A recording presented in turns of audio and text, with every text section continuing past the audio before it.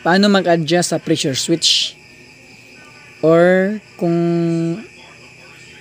gusto niyong madali lang siyang mag-on at madali lang siyang mag-automatic off.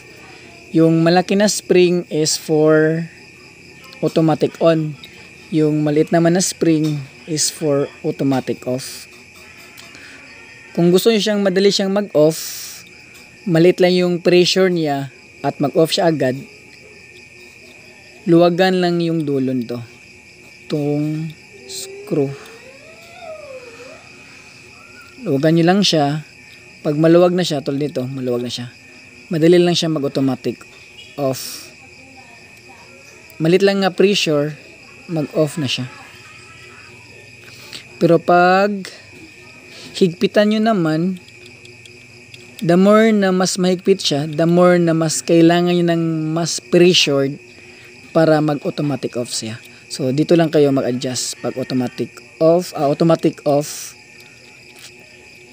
At ito naman yung spring na for automatic on.